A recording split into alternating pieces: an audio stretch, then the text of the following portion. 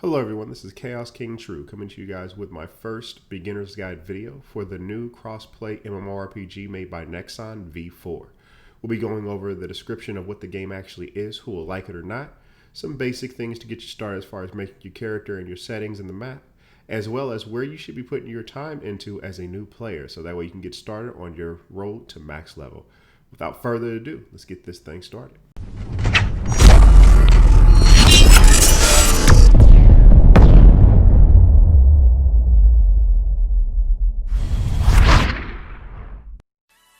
V4 is the traditional mobile MMORPG that has cross-play compatibility with PC.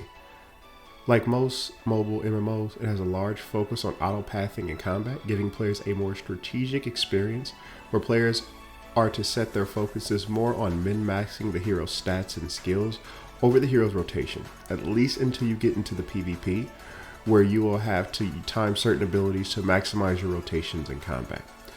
This game will first appeal to those who like MMOs, mobile MMOs, with having some of the best auto combat I've seen in the game genre. And with PvP being comparable to traditional MMOs such as WoW with its target design. While in this day and age, true action combat is more modern, this is a great way to fill in the gap, in my opinion, when you want to get some PvP in a beautiful game, but want to be in a more relaxed environment than games such as BDO or Terra. This game is completely free to play, so I say play it if you want to. If you don't like it, toss it. No money out of your pocket, no harm, no foul. With that being said, the first thing we're going to look at is character creation. So in this game, you'll pick an empty slot. Obviously, you have 6 playable characters you can pick from. You have the Enchantress, our Mage, the Warlord, the more DPS, bulky, melee damage dealer, the Slayer, he's more for 1v1 type situations as far as his class is concerned. Then you have the Knight, sort of the female tank of the game. The Gunslinger, more of the traditional range DPS of the game. And then the Boomblade, which is actually a unique class that wields a gun axe. Shout out to Squall. As far as character customization goes, there's a decent amount of selection. There's not a lot. You have a few presets that you can pick from and a few sliders as far as like changing the colors or whatever the case may be. You can be pretty creative. As you see, she actually has hard eyes here. So, of course, dive into a little bit more, but that's not what this guide's for. So now we're going to go into more of the settings and what you want to be looking more into as far as starting to grind out your first character. So we're going to get on our main character here.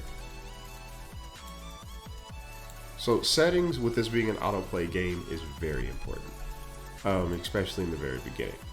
So when you come into your interface, you'll have it in the top right hand corner and go to settings. Now, with the settings, a lot of these will already be where they need to be. There's just a few key changes that I recommend for new players to make until they kind of learn the game. Starting from the top, the first thing you want to look at is the auto use mount sprint. This way, when you're auto running on your mount, it will actually use the sprint every time it's available. So you want to make sure that's on use. Demon Hunter auto transform. You want to use that make sure that's on use. What that is, your character has a heightened ability.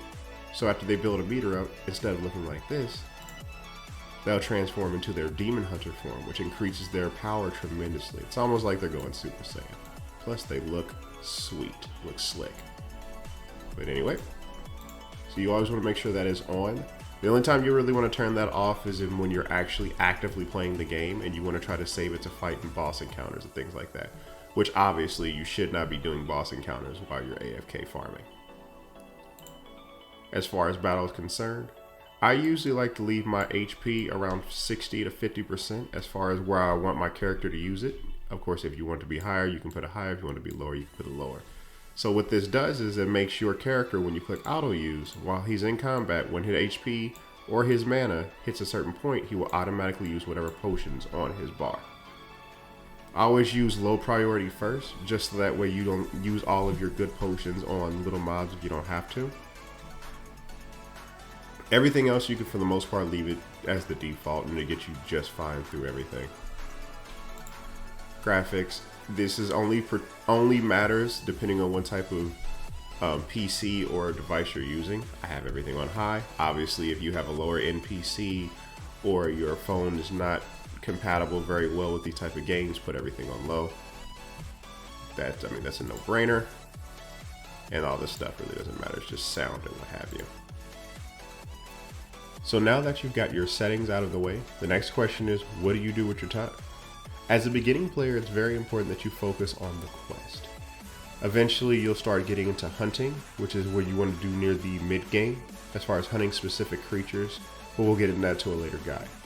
You want to focus solely on knocking out all of the quests in each zone as you pass through them, and gathering what's called companions. Companions are NPCs that will actually perform tasks such as gathering, region conquest, name conquest later on for you, and hunting.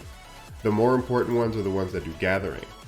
The gatherers actually will allow you not to have to worry about farming as much as far as resources, because these NPCs you can actually go to your map and send them to farm specific nodes so they can get you the materials you need for your crafting, which, as anybody that plays MMOs knows, crafters are what make the world go round. You can be as good as you want in combat, but without a good sword, you're just swinging a noodle. So you want to make sure you're focusing on going through the quest, so that way you get the companions from the quest, so you can start having them farm up all of the nodes that you need, so you can get ready for that mid-game where you're going to start to focus on more of your crafting or what have you. I will have later guides going more in depth to the crafting system, which is called production in this game. As you see here, you have 3 different areas of it and 4 different areas of gathering. So be looking out for that video. We'll also be going into the hunter's guide as far as making sure you're hunting the appropriate monsters so you can get the appropriate stats. The thing you want to make sure you guys do, if you want to see one before the other, leave it in the comments below so I can know where I need to focus my time towards next. Obviously, I don't make these videos for myself. I make them to help the new players coming in.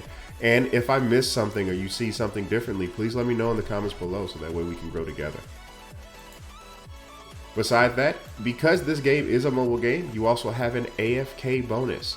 Now, we're not going to spend too much time on the AFK bonus. It's simply, the longer you stay out of the game, you'll actually get a timed reward, such as you see on the screen here, where you can either get experience based off that time, gold based off that time, or imprint stones.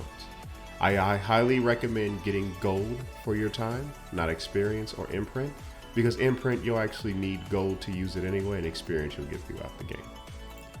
And with that being said, that's pretty much the beginner's guide. So if you guys like the video you see here, be sure to subscribe and like, so that way I know what you guys like. Leave your comments in the boxes below, and I'll see you guys in the next guide. Peace.